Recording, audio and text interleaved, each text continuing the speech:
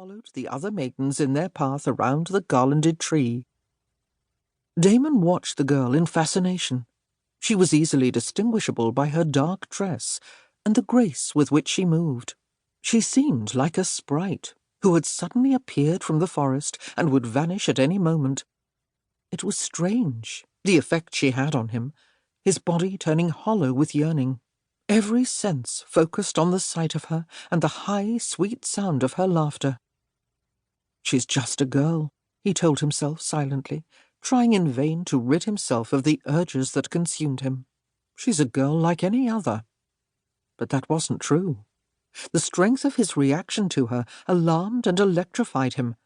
He would give all he owned for one night with her. He was never vulnerable to sudden impulses, had never been ruled by anything but logic and reason.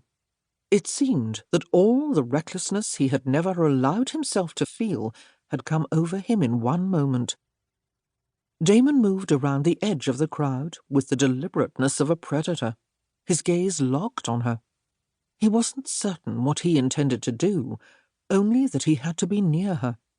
She was dancing faster now, driven by the music and the impatient tugging of the girls who had joined hands with her. Laughing, gasping for breath, she managed to break free of the circle and stumble away. The garland of flowers flew from her head and landed near Damon's feet. He bent and closed his fingers around it, unconsciously crushing some of the fragrant petals. Blotting her perspiring face with her sleeve, the girl wandered away from the crowd. Damon followed her, his heart driving hard in his chest. Although he didn't make a sound, she must have sensed his presence. She stopped and turned to face him, while the Mayday crowd continued its revelry. Damon ventured closer to her, stopping a scant foot away from her. "I believe this is yours," he said thickly. She looked up at him, the colour of her eyes indistinguishable in the darkness. The hint of a smile appeared on the tender curve of her lips. "Thank you." She reached for the flowers, her cool fingers brushing his for a split second. He felt the shock of it all through his body. "Who are you?" he blurted out. The girl laughed, perhaps as startled by his bluntness as he was. "I'm no one of importance, just an actress with a travelling company." She hesitated briefly. "And you?"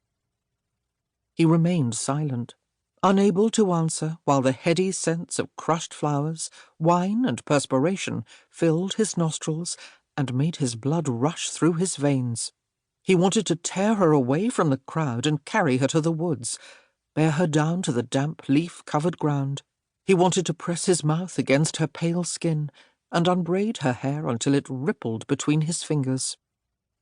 The girl regarded him curiously, tilting her head to the side. "You must be from the castle," she said. All at once her expression became wary. "Are you one of the Savages?" Damon shook his head, denying who he was, wanting to detach himself from everything in his past and future. "I'm a visitor here," he said, his voice slightly hoarse. "Just as you are." She looked skeptical, but seemed to relax. "Where are you from?" Damon asked. Her teeth flashed in the darkness. He had never seen anything as beautiful as her smile. "I don't choose to think about my past." She pushed back the stray locks of gleaming blonde hair from her forehead. "Why did you come outside, sir? Was it to take the air or watch the dancing?" "To find you." A quiet laugh escaped her, and she tensed, like a bird ready to take flight. Sensing that she was about to slip away, Damon found himself acting without conscious thought. His hands came to either side of her head, holding her securely in spite of her startled protest. "Let me," he whispered, a tremor running through his fingers as they pressed against her downy cheeks. He pressed his mouth to hers, and she became very still. Her breath rushed hot and fast on his skin, while the taste of her spilled through his senses in an intoxicating rush. He felt her response, and the moment was suspended in time, magical, unlike anything that had ever happened to him.